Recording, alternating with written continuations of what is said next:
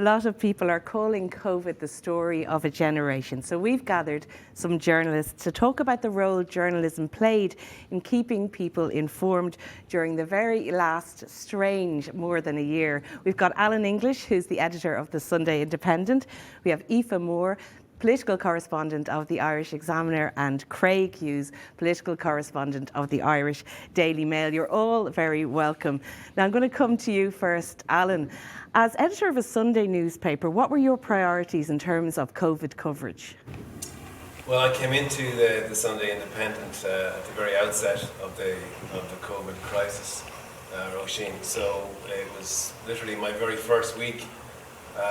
We had a front page picture of a very striking picture by David Connaughey of a funeral that nobody was allowed to go to. And the headline underneath that picture was "A Nation Changed Utterly." And that kind of has really set the scene for the Sunday Independent coverage of the COVID crisis for the last, whatever it's been, 14, 15 months. Priorities were really, I suppose, to provide, we get one chance of bringing out a newspaper on a Sunday, so I think there's an obligation and a requirement that we have more in-depth coverage than a daily newspaper would have.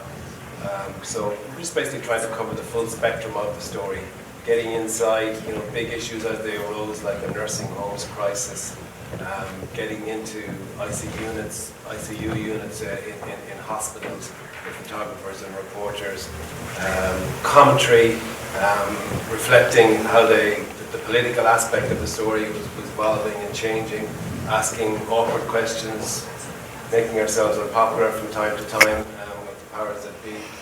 So it's been a phenomenal story to have worked on as an editor and as a journalist. And obviously it's a story that kept changing and you had to keep up with that. Also, I remember writing, especially in the early days, I was writing 2 columns a week and trying to reflect where people were at in their behaviour and where we were in our heads even. That side of the story was really important too, wasn't it? Just that human kind of... Absolutely, yeah. I mean, you kind of start, every week is a new week and every week you can't get away from the COVID story. So we would sort of sit around at our Tuesday conference all remotely. I mean, we haven't been in the office. I've never been in the office as an editor, really, apart from an occasional visit on a Saturday. So you'd sit around, where is the story going this week?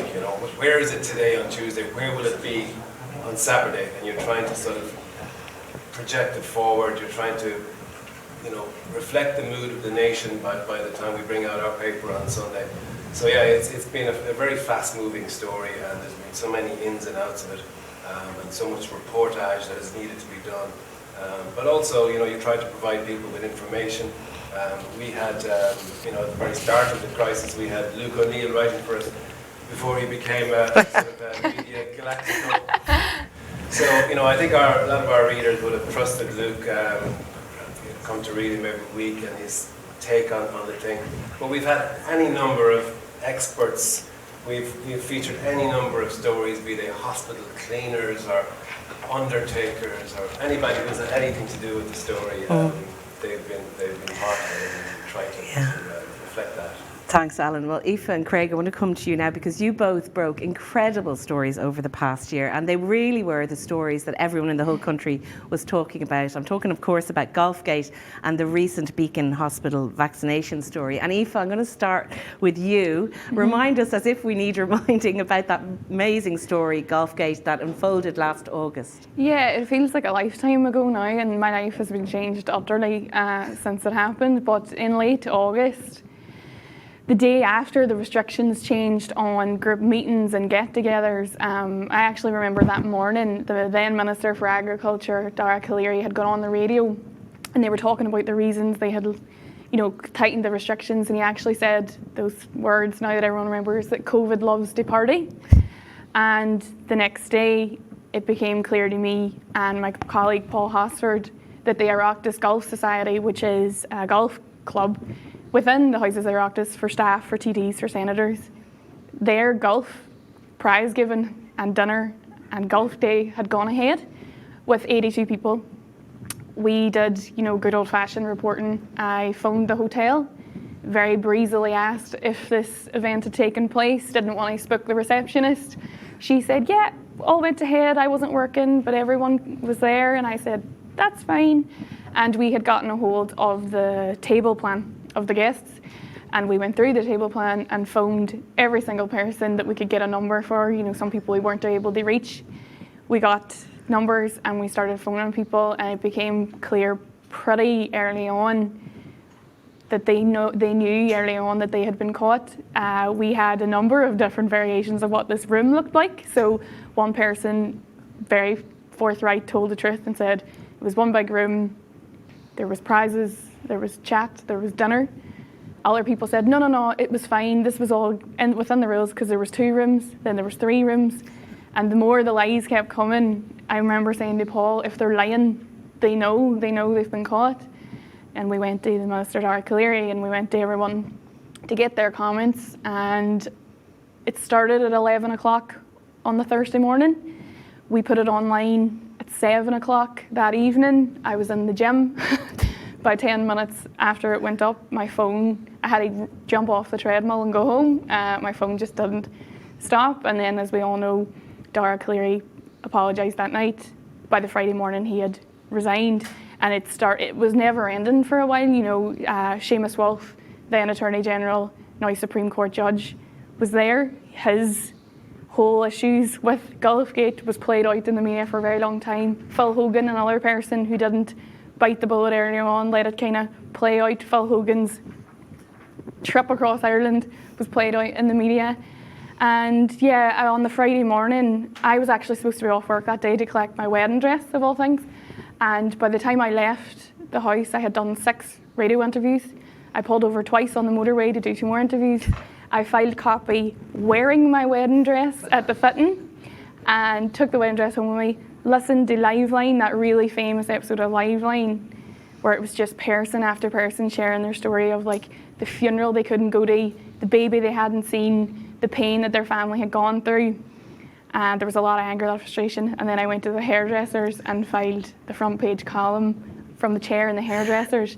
And there was a wee old lady sitting beside me, getting her hair done. And she said to me, did you hear about that thing in Galway last night? And I said, yeah, wasn't that? I was like, terrible. And she was like, they just don't think the rules apply to them. And that was the story of Gulfgate. Aoife, that is brilliant, because I love the way, I mean, in a way, you telling that story encompasses everything we were all going through. And like on a serious note, the reason why it stuck in so many people's craw was that idea, like you talked about your wedding, which was postponed because of COVID. And like on a more serious level, people who couldn't go to funerals, people who had to say their last words to, you know, loved ones through the windows of nursing homes. So that was going on. Tell me about the reaction from that point of view of people just really just not understanding why the best and brightest in Ireland were flouting the rules so much. Yeah, it was, there was a woman, and I think she was the last caller on Liveline, and I wouldn't be a prolific listener of Liveline because I'm always too busy at work, but I remember listening to it, and she was so angry, and the last thing she said was, did not any of them have any cop on? A 5-year-old child would have walked into that room and said, I don't think we're allowed to do this. And it was just this palpable anger of a very, very tense public. We were all stuck in our houses with terrible haircuts. We couldn't go to funerals. We couldn't go to work. We couldn't see our loved ones. People's relationships were breaking up. You know, everything, it was just a terrible time for everyone. And then to hear that the Oireachtas Golf Society, I mean, whatever you think of golf, it's not exactly a common man's game. And it had this message of, well, we can do whatever we want. Now, rightly or wrongly, I don't think that's what they thought, but that was the message it put out to people. And it really, really caused headaches for the government, because the thing was, the government needed public buy-in for the rules to work. And here we had, as people say, the best and the brightest of the Oireachtas thinking the rules don't apply to them. And people, the anger was palpable. We got emails, letters, text messages. I've got cards from old ladies in Bandon telling me how they hadn't seen their grandchildren and how annoyed they were. And it was palpable. I've never seen anything like it. I've never seen this, like, it united the country in just absolute anger. And then I think the actions of some people in the aftermath of it really drew out that message of, well, it's okay for me because it wasn't that big a deal. And I think that really annoyed people more. Well, thank you very much for all your work, because that was an incredible story. And the Examiner, I have to say, I've played a blinder, as of all the newspapers. And I want to bring in another story that made everyone sit up and take notice, and that was the Beacon vaccination story. And it really has led to major ramifications, and that's more recent. So, Craig, tell us what made people so angry about that one, and remind us about the story too. I think, well, for everyone who'd been cocooning at home or couldn't see loved ones throughout the pandemic, the vaccine rollout was the light at the end of a very dark tunnel. And we were all told when this started that it would be done fairly, it would be done by who needed it most, first of all, based on medical need. So then when people found out that teachers at a private school received vaccines from a private hospital where the chief executive children attend, it really, just similar to like what Eva said with Golfgate, the anger just was so outpouring from everyone, because everyone has sacrificed so much through all this and been told, you need to stick with it, this is going to be done fairly and on an equitable basis. And when to find out that trust had been breached, there was just widespread anger. And then that was kind of the start of an unravelling of events at the Beacon. I think the day after then we broke the story that Michael Cullen, the CEO, had personally called the school to offer vaccinations. The day after that, we revealed that a creche chain, their CEO and other senior management who have no dealings with children who aren't essential workers were also vaccinated. That the chief executive of the VHI Healthcare was also vaccinated there and subsequently stepped aside pending an investigation.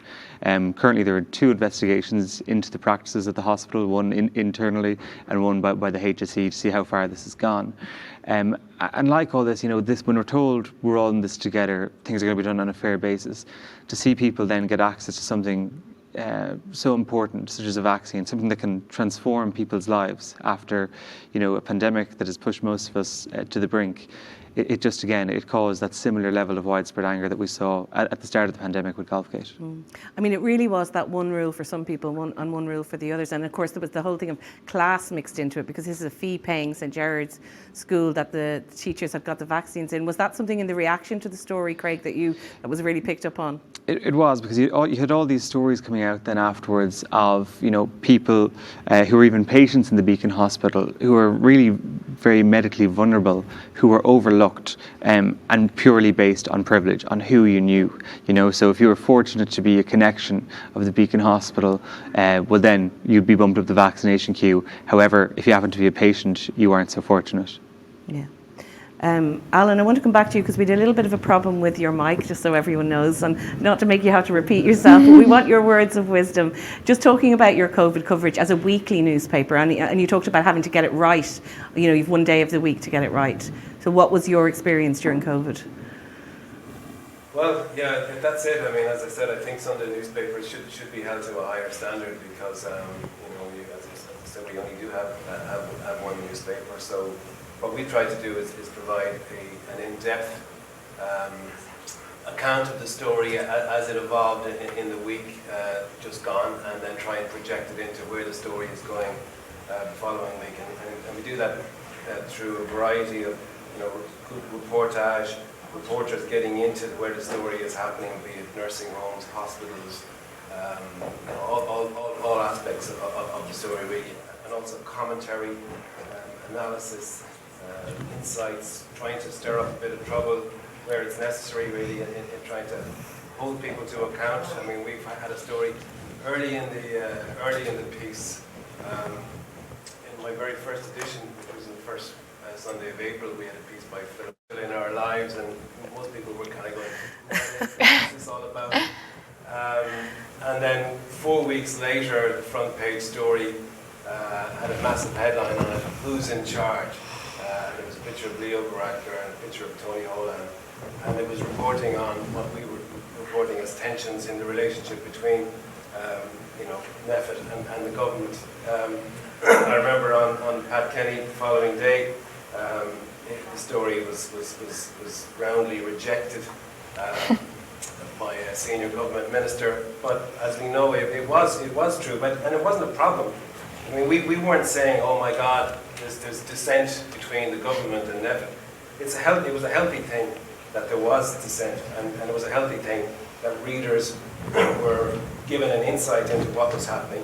And it was also healthy when later in the crisis, Hugh O'Connell, our political correspondent, put in a bit of information request and got the texts and the WhatsApp messages and the emails between Stephen Donnelly and Tony Holohan. And that's another insight that we got into how this thing is being played out, because what you get is set pieces on the TV. You get Tony Holohan, as good a man as he is and an outstanding role as he has played.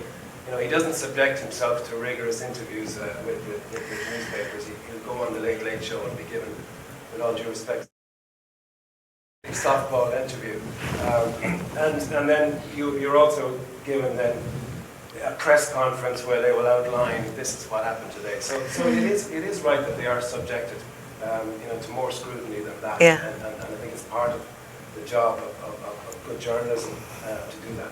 And Aoife, coming to you, just on that whole, how Neffet and Tony Holohan and all these people came to rule our lives, they were there was a very big notable thing that they were all mostly men. Did you notice that as you went about your reporting duties? Yeah, of course. I mean, I think it was Sarah McInerney, the RT journalist, who said her abiding image of the pandemic will be men at podiums, and it's true, and we've seen it affect the policy, maternity services, children's shoes, and I'm not saying, fathers aren't involved, but there are issues that will become more prominent when more women are involved.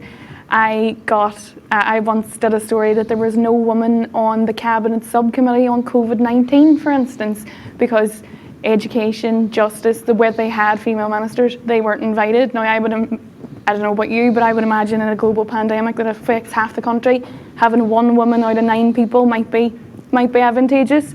So yeah, I mean, it's an ongoing issue. It's an ongoing issue with our political parties. They don't have enough women in them. Therefore, our government doesn't have enough women in them. Therefore, the cabinet doesn't have enough women there. And it's been reflected. We see the Taoiseach, and it's not necessarily a bad thing, but we see the Taoiseach all the time out talking about GAA and golf and pints. And for a lot of people, that's really not what they're interested in. For a lot of men, that's not even what they're interested in. So I do think there has been this male domination, and it's the same in Neffet as well. And because of that, women's issues fall by the wayside. And we have seen in Ireland what happens when women aren't involved. This year we saw the mother and baby homes. Governments can look filled with men, media filled with men. With this situation going on, not being addressed, and women bearing the brunt of everything that's decided. And I think moving out of the pandemic, and parties are making changes. We see great women in Fianna Fáil and Fine Gael and Sinn Féin and the rest of them, but there needs to be a push now that, even if we have to embarrass the government and do it, let's do it. I am all for it. Embarrassment is good. Craig, have you any thoughts on that? I often think we only ask women about these questions, but I'm sure as a man you're noticing that too. It's impossible not to notice it, and the debate keeps going on about women in politics and things like that. I think it was very telling, actually, last weekend, hearing the experiences of some women who entered the political field. I think Lorraine Higgins was out speaking about it, and I think even Aoife has spoken about it as well, about the more bullying that happens to women online, who enter the political world or public life. And it needs to be addressed. It's been talked about for quite some time, but there hasn't been any action on it yet. I think even us as a political lobby are starting to discuss that as well. What can we do to protect women working in the media and men as well from issues like that? Because a lot of the times you look at public life and you wonder, why would you go into it given the negative impacts it has on people's personal lives? Yeah, thanks very much for that. I want to ask you all now about professional newspaper journalism, and I suppose that's why we're here to talk about that and the value of it. What can we find in newspapers, professional journalism, that we don't get anywhere else? So Alan, give us that. Tell us why newspapers are so much important. Well, look, I suppose the number one word you would use is trust, and that's what we strive for, and we have to hold ourselves to the highest possible standards. The COVID crisis coincided with the launch of the independent.ie website going onto behind the paywall. So you were basically, you're now asking people to stump up a subscription fee. So the only reason they're going to do that, I think, is if they're getting good, reliable information. So we outsold, absolutely exceeded all targets for subscriptions last year on the basis of, I think, what was a very good, reliable in-depth, comprehensive coverage of this story in particular. And when it comes to newspapers, I think a curated newspaper that people can read at their leisure. I think it's been no coincidence as well that sales of newspapers throughout this period have really peaked at weekends. We've seen a bit of a drop-off in Monday to Friday sales and an upsurge in weekend sales. And people want to really immerse themselves in the story, all the different angles of it, the news side of it, the comment side of it, the analysis side of it. And it's very difficult to do that if you're scrolling through a Twitter feed, or if you're relying on bits of stuff that you're picking up on Facebook. So good professional journalists who have to uphold their reputation every single day is the best guarantee you're going to get with reliable information about this. You've had quite the year because you went into the job in lockdown and then you had the paywall starting as well. How have subscriptions been? Have you seen a good rise in them? It's as I said, it's absolutely gone. We had a target of 8,500. We launched in February of 2020 with a target for the rest of the year of 8,500, and by the end of the year we had over 30,000. So it has, and I'm absolutely convinced, and the figures are there to see it, the stories that people were clicking on and taking subscriptions on the back of because they wanted to read those stories were predominantly COVID-19 stories. So it has, it's been an incredible first year for me. I mean, this is actually the first time I've worn a suit. You look very well. Since I did the interview for the job. Well, and also we've seen in the Irish Times the same, our subscriptions have gone up. People are so engaged in this story and they want to get all the different perspectives. Aoife, from your point of view, professional journalism, why does it matter so much and why is that the place people want to get their information? Someone explained it to me a while ago and I think it's like the best analogy is like, if you had a electrical problem in your house, right? Would you let a random man off the street come into your house and pull all the wires out of the wall? No. So why would you take your news from a random person on Facebook or Twitter? Journalists are trained into the job, whether they go to university or college or not. We're taught how to look for news, the ethics of news, and all these different issues that come along with it.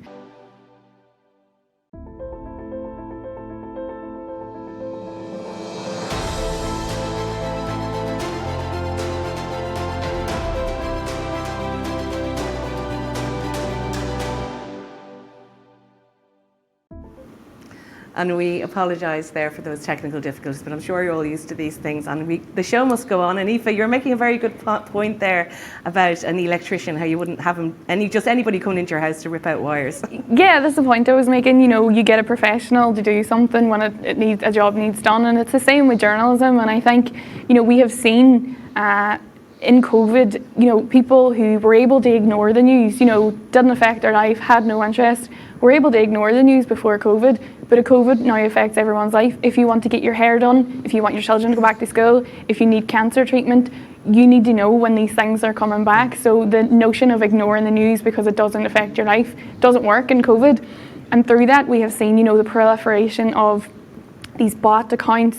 We've seen fake letters sent to people, people who spend their time making up rumours, and I hate the term fake news, but rumours and lies and false stories. And the media has to go out of their way to debunk these. And the thing is, with newspapers as well, is everything has to be fact-checked, everything has to be sourced. And that's the difference. That's the difference from reading something on Facebook or reading something on Twitter or reading something on a blog. They reading it in a newspaper. We put our names to everything. There's no slacking in journalism of, the team. You hear about people in teams and one person isn't pulling their weight. That doesn't work in journalism because at the end of the day, your name goes on everything, and if there's a mistake in it, you hold that mistake. But people on social media can just say what just say whatever they want. So that's the difference. I think fact checking and sourcing and everyone putting their name to what they're saying is the most important thing. And Craig, final point to you on that. Alan mentioned it earlier, and by the way, we've had some problems with Alan's sound, so sorry about that. But he mentioned trust, and that's the key word, I think. Yeah, trust is very integral, but it's also having the skill set to bring things on. So, for example, what do you do when the Beacon Hospital don't suddenly admit that they've been vaccinating people out of turn? You know, how do you get past the doors that are closed in your face? It's all those skills that are built up, you know, over years within a newspaper. Those real investigative skills that you develop, and also, you know, learning how to navigate the tricky legal situations that we find ourselves here in Ireland. And I think as well, the crucial point to all of this is obviously our defamation laws are filleting newsrooms around the country, and what that does is it limits the amount of time we have to spend on these investigations. And if they keep going the way they're going, you won't have stories like the Beacon Hospital or Golfgate because we simply won't have the time or resources to get to them. Okay, well, thank you all very much. Again, apologies for the difficulties there with the technology, but it was a great, fascinating conversation. So interesting to hear behind the scenes, especially your story, Aoife. Like that was someday you'll never forget. Thank you all very much for joining us. Alan English, Aoife Moore and Craig Hughes.